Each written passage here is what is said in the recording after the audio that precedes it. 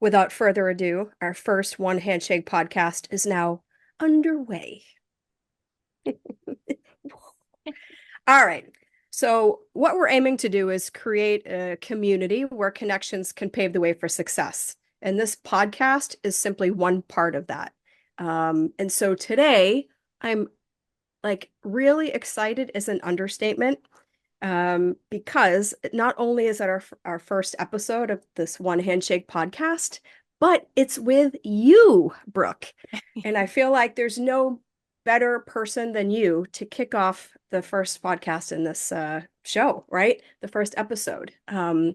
So before we go any further, let me tell you a little bit about why I'm so excited and who my friend Brooke is. Brooke Sellas is shaping the future of digital marketing one conversation at a time. As an award-winning CEO, she's the visionary between B Squared Media, a boutique digital marketing agency that's redefining social care for industry giants like Brother International, Endless Pools, and BCU. Dive into her insights on the pages of her book, Conversations That Connect, or from one of two digital marketing courses she teaches at the University of California, Irvine. Welcome, Brooke. Thank you for being here. Woo Thanks for woo. having me. I'm excited. I'm excited for you. I'm excited for what you're doing. It's all very, very in line. It's very Jillian. Yeah. Well, listen, very Jillian is not. I had my prop ready for today, and now it's like, I don't know where I put it. I was carrying it around. I have your book. I was going to Aw, show, like, look at this book. So maybe we can so do some sweet. fancy photoshopping later. Oh, here. I think Here here, we look. go. Yeah. Boom, There. there it is. There Thank it you so is. much. Conversations that I connect. can't put it on your hands, but I wish I could. Yes, yes. You have actually. I just put it down. I don't know where I put it. So minus the prop. Mhm. Yeah, so I'm really excited for you to be here as well. And I feel like the kind of low-hanging fruit or the thing that stood out to me the most when I was kind of preparing to chat with you today in this way is the one conversation at a time part of who you are and what your book is about. It resonates with me because my vibe is one handshake at a time, hence Mhm. one handshake. So I was like, conversations, handshakes, it's close enough. It's like kind of meant to be, I think. 100%. I can't agree Yeah, more. And the yeah. handshake leads to the conversation. So you just kind of like, remember in kindergarten when you had to write that assignment about making a sandwich? Like I jumped right into the Oh, conversation and you said the handshake is first. Like when I wrote my paper, I think I forgot like the utensils or the plate or something like that. And I was like, oh man, so that's all. You're just putting step one where step one should go. hmm, hmm. So there's something unexpected out of the gate. I wasn't anticipating talking about handshakes for kindergarten today. So we've already knocked those off the bingo card. So Hmm. thank you for that. All right, so then let's jump in a little bit to conversations and handshakes and etc. The place I would like to start is kind of with what you're doing, with what the focus of your business is. So, um, yeah, I'm wondering if you would tell us a little bit about how conversations relate to your business with B Squared Media. How are conversations like what role do they play? It's a different way to introduce what you do, I think. I think the way I look at everything, right? Everything we do in life, whether it's professional or personal, everything begins with a conversation. If you think about how you met your partner, it was a conversation. If you think about maybe how you started your business, it was a conversation. You think about your best friend in the whole wide world, it was a conversation. And before I even started my company 12 and a half years ago, I actually trademarked the tagline for the company that wasn't even created yet, which was think conversation, not campaign. Because in my Wow. mind, marketers are so focused on the campaign that they forgot about the conversation. And even still today, almost 13 years later, we're so focused on content marketing as marketers. Every year after year, you see these reports come out. LinkedIn report just came out for marketing for 2025. And yet again, content marketing budgets have increased, but content isn't king, as a lot of marketers will tell you. Conversations are. The emotions that those conversations lead to are. And so in my opinion, emotion is the destination, content's just the vehicle. So we still don't have our thoughts in the right place if we want to do marketing well. And as far as business goes, I try to help companies have better conversations on social media with their would-be and current customers to either retain and or acquire more customers. Hmm. So then what is it like talking relationships and conversations with some of these bigger corporates and, big companies that you work with, like talking relationships and conversations rather than kind of KPIs and transactions? It's What's that hard. like? It's hard. I'm not going to sugarcoat it. It's a difficult conversation because having those conversations is easy when you think about the way most branded conversations happen. So go out to your social stream, your favorite channel of choice. Most branded content is very factual or very Mm-hmm. cliche. That Mm-hmm. conversation's very easy, but that doesn't lead to trust and loyalty and the building of a relationship Mm-hmm. with your audience or your customers. You have to get to opinions and feelings to do that, which means you have to be vulnerable to do that. And when I'm asking, the C-suite or the people that I talk to within a brand to be vulnerable, you would think I, said the most shocking, horrible thing in the world. Everybody's like clutching their pearls because I said you have to Yeah. get vulnerable, which is crazy to me because again, like even just on a human level, that's where every good relationship you have right now, whether it's personal or professional, came from being vulnerable and from the other person being vulnerable. So I have to ask this next question then, and it's a little bit tongue in cheek, but yeah. So are companies actually exploring using AI to kind of outsource that part, the being vulnerable in that part?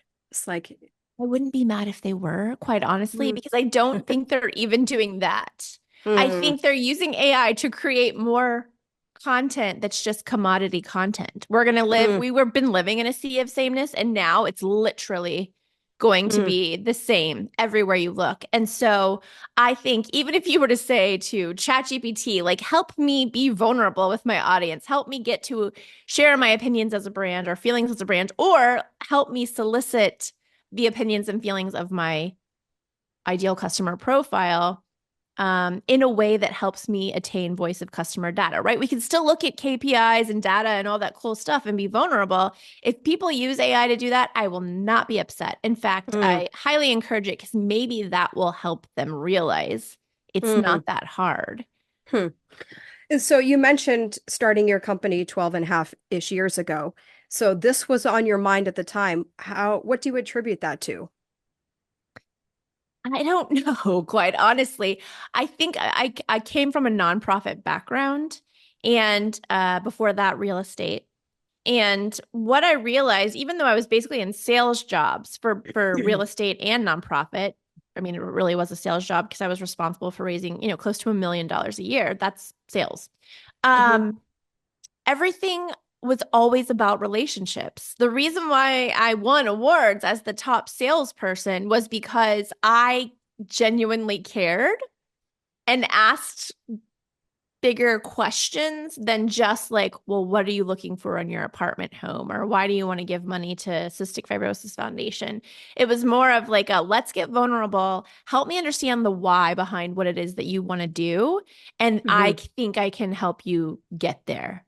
Hmm. So it was just the conversation was always the most important part, whether it's sales or now marketing or social media marketing, whatever it is. I think, in our personal lives, the conversation is the most important part. So it sounds like you started your company not only focusing on what you were going to do and not just the tagline, but really how you wanted to do this kind of work. Yes. Yes. All those years ago, I kept saying I couldn't understand why people were so into the vanity metrics, like how many followers they have. Like, and that has quelled a little bit, but I still get questions like this or asks, Hmm. we need Hmm. 10,000 followers in the next 30 days. And I'm like, for what reason? I think, small is also the new big. That's another thing you'll hear me say a lot. Small is the new big. Less content is more. Less followers are more. You need to stop building a follower base and start building a customer base, because the only people who will care about your content that you're constantly paying more and more for Mm-hmm. is if they are a potential customer or a current customer. Other than that, no one cares. So the whole follower game is such a waste of time, money, and energy, in my opinion. How do you really feel about that? Not good. Yeah. So when you first started, what type of clients were you working with and how has that evolved over the years?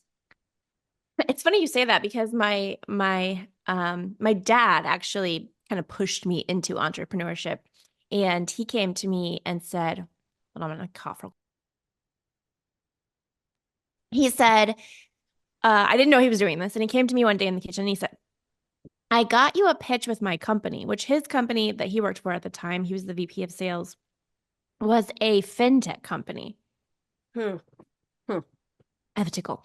And it was a big company, and I was used to working with little brands. So long story short, I won the pitch, and I ended up grabbing my first client for B Squared Media, and it was an enterprise size client. Oh, right out of the gate. So right out of the gate, I had to learn how to be in service to large brands, which, like, if any of you have ever worked at or for a large brand, it's like taking a left in the Titanic, right? It takes a lot of energy to get anything new done.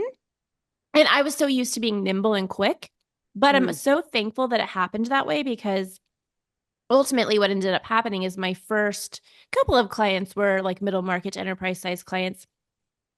And that made me realize in the long run, even though in between then and now, I had many smaller clients, I've realized that I really want to position ourselves as a company that services more of that middle market enterprise size brands, because that's where I feel comfortable. So Hmm. it's not a good or a bad thing. It just um it was a scary thing at first, and it just made me buckle down, figure out what those processes were, and now that's where I feel most comfortable. Hmm. Hmm. And so over the years, have you seen the kind of receptivity of the focus on relationships? Have you seen it improve or decline or kind of stagnate, or what have you observed? It's really funny that you say that, because I feel like the clients who that we work with on social media customer care, that are typically enterprise size clients, are outliers. They're the Hmm. innovators, they're the outliers, they're the deep thinkers. They're usually very far ahead of wherever the competition is in their vertical. And so, no, for the most part, I would say people aren't embracing social care. A lot of people still don't even know what that is. Mm. They are still looking at social media as like a reactive, just kind of like a moderation content mill, right? Like we're just like Mm. shoving content out there. That's not what it is. And if you don't use it that way, I think you can get to the point where these our clients are, which is actually literally having revenue dollars attributed to social media, as well as retention efforts. They can give you, all kinds of data and KPIs on those things. Whereas the majority of companies using social media can tell you like how many followers they have or how many likes Hmm. this post got, which, I mean, Hmm. really, how do you tie those things to business outcomes? It's impossible. Yeah, I was actually going to ask that, kind of try to frame it a little bigger to give you more space to talk. I think that a lot of people don't necessarily know what social listening is. So I just wanted to, yeah, toss that question to you, like, yeah, tell us what social listening is and what role it plays in your client strategies. Yeah. So, if you think about social media, it's mostly reactive, right? As we go out there and we have our brand pages or our personal brand pages, we're waiting for people to come to us. We're pushing content out and we're trying inbound marketing, essentially, right? Putting content out there and then hoping people come to us and either leave a comment on that post or DM us or see an advertisement and fill out that lead form or whatever it may be. Social listening and therefore or thereby social care actually makes you become proactive, because when you think about how you now put yourself in the consumer shoes, how consumers use social media, we're not always talking to the brand, even though we're mentioning them. And we're also often talking about the products and the services of a brand and not the brand itself. So for instance, if I was talking about my Air Jordans, which belong to the brand Nike, it's unless I'm wanting Nike to see that, I'm not usually saying like, hey, I love my Air Jordans at Nike, right? In this conversation, you're just sharing this with your friends. You're not even thinking about the brand. I love my Air Jordans. They're amazing. Check them out with these new laces or whatever. And we post a picture of that. That's all well and good, but because I didn't tag Nike, right? I didn't directly mention them on social. The way social platforms are built, you would not see that notification unless you were using social listening. So social listening is really just, in a simple way to explain it, it's putting listeners out there in the social world and on the web and forum sites like Reddit. It's looking for the mention of the brand, so like Nike, or you could also have it listen around your products and services. So Air Jordan would be something that you would be listening for. And then all of a sudden, all of the conversations that are happening around Air Jordan or your other products or shoes are coming into your social media dashboard so that you can either passively collect that voice of customer information or actively join that conversation and say something like, oh my God, Jillian, we love these new laces on your Air Jordan. Do you care if we share this piece of content with our pages? 9.99 times out of 10, Jillian says, of course, please do, because how cool, Nike's about to retweet me or share my information. And now you have UGC and you have Jillian working as your marketer or your salesperson to sell your products and services. So that's like the easiest way I can explain social listening and social care. But let me know if you have questions. No, super. And it's a great way of talking about user-generated content and how to use social listening to help create that. And so, first of all, I just have to ask, it's really wild to me that you plucked Nike out of the air. Do you know? Did we already talk about this? I have an introduction for you. Did we already talk about this? So strange. So weird that you, of all brands, I was like having deja vu. Did I already tell you about this? No. Yeah, so we'll circle back about that. Cool beans. But anyhow, so social listening is a component of the social care service that you provide? Yes, because we want to go reactive is where I think probably everybody is, right? It's social media 101. You're pushing the content out and you're like going, please, somebody come comment on this post and tell me you want to buy my products or services, right? Doesn't happen very often, if we're being honest. But when you're looking at it from a proactive standpoint with social listening and you're seeing these conversations that really you've never seen before, there's a world of conversations happening. And you don't have to be Nike, by the way. I mean, there are plenty of other brands who have these conversations happening around their products and services, but they didn't even know they were there. And that's where a lot of that revenue that gets attributed to social media is sitting in those conversations where you are not directly mentioned. But if you are able to see that conversation, join that conversation, and gently guide it, you can possibly get to conversion or revenue. So is it typically the social care kind of component? Is it most often within the kind of sales and marketing strategy of a company, the clients that you're working with? I usually say it's like a Venn diagram of customer experience, sales, and marketing. Okay. And this is, I think, one of the things that's very different. We've been offering social care services for 6 years to the public. We beta tested it for 2 years. So for 8 years, we've been talking about social care. It is so difficult to, A, people don't know about it, but B, even if they do, they're not calling it social care. They're calling it like community management or moderation, which it's not because moderation is reactive, right? It could sit with anywhere from the CX department to the sales department to the marketing department. It could sit with a sub department like social media marketing. Customer support is in there if it's not with a CX department, right? So it's very disjointed on who owns it and who's in charge of it. And in my opinion, it's everyone's job. Because it means saving customers and gaining new customers, so retaining and gaining. And that is literally how all of our businesses run, is with customers. It's not with content, people. It's with customers. Sure. So I think, the way I think about business has evolved quite a bit over the last few years. And so I'm a big proponent of kind of the stakeholder mentality. So one of the questions I automatically thought about is wondering if there's like, and I don't know that companies would want to do this. I feel like they should, Mhm. but maybe some of yours would because they're kind of the bleeding edge, the front runners here. But deploying some sort of social care campaigns in like a glass door, for example, with prospective employees or previous employees, et cetera, to be able to cultivate and learn what people are saying about what it was like, what it is or was like to work there.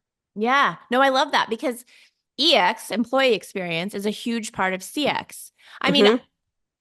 Right. in my mind, it's like, why can't sales, marketing, and CX just hold hands and work together? Like, Hmm. link arms and go down the yellow brick road. but Yes.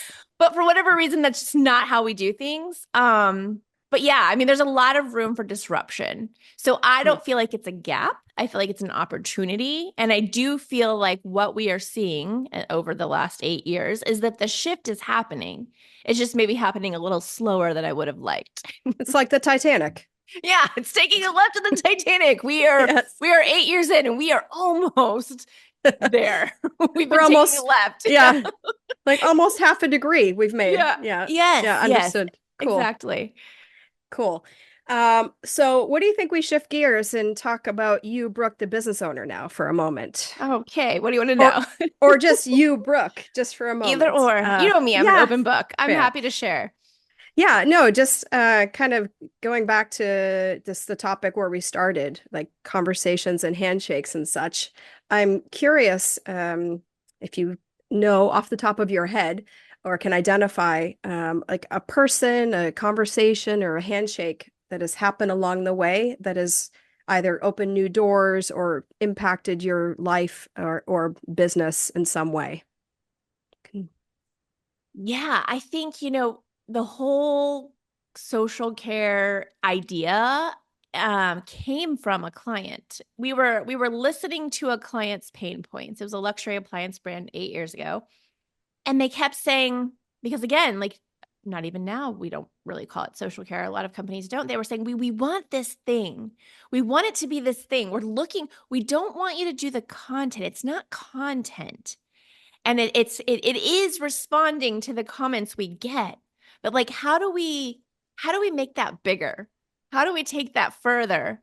And this is the client that we ended up beta testing for 2 years with because we were trying to wrap our arms around what is this thing that we're talking about. And ultimately it is caring for your would-be and your current customers. And I'm so grateful that all those years ago, because this was, I mean, fairly early in the business's time, that I Mhm. had the wherewithal to, a lot of times we hear clients say, like, I want this thing that you're not giving me. And we're like, "Ugh, we don't do that. God, go away. I'm so busy. I have all these other things to do.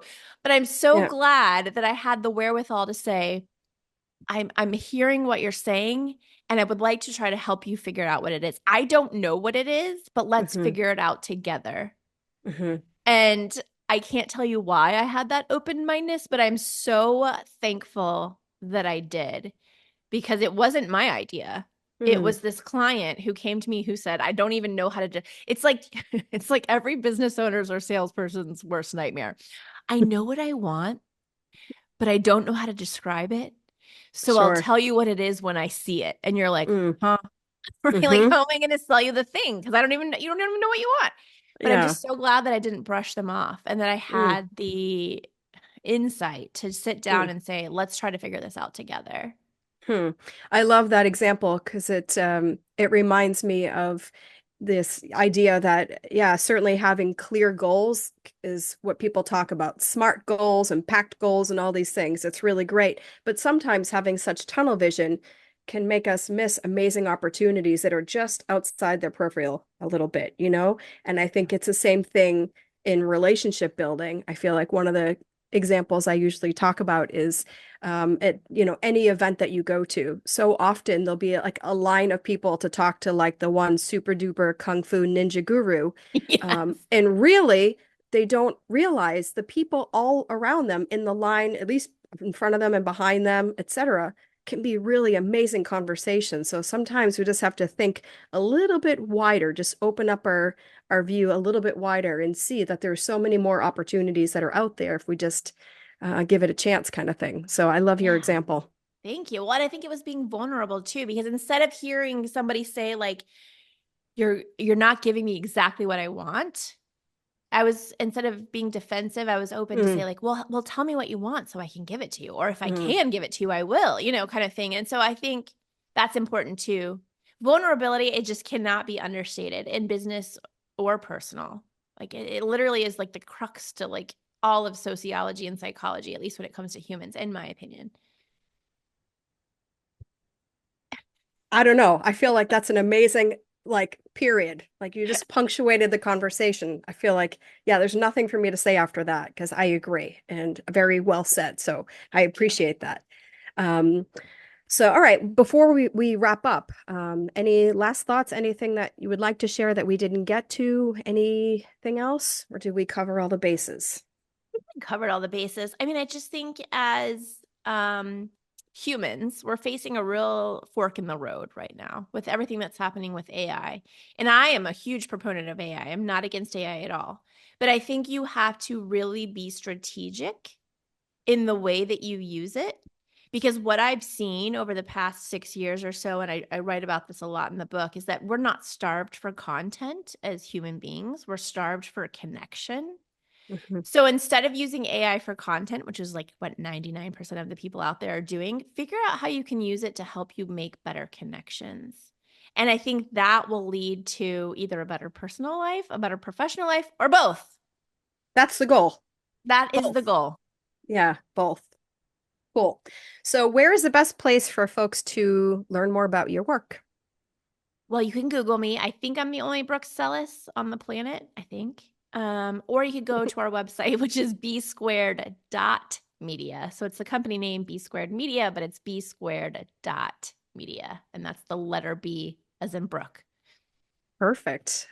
So this is exciting because we're wrapping up our first podcast and about to flip into our first fireside chat. So for folks that don't know, part of One Handshake experience is some folks are able to attend the podcast sessions live, and then we're going to have a little chat afterwards, some behind the scenes stuff, the things that you don't find Googling you, the stuff that doesn't make it into the Google search results. I love it. So we're going to dive in there in a moment. But before we do, again, thank you so much for your time, Brooke, and being our first guest. It was great to chat with you. And I actually learned some new things about you. So it was pretty cool to chat. And yeah, so thanks for listening. For more information, check us out at onehandshake.co. That's a wrap.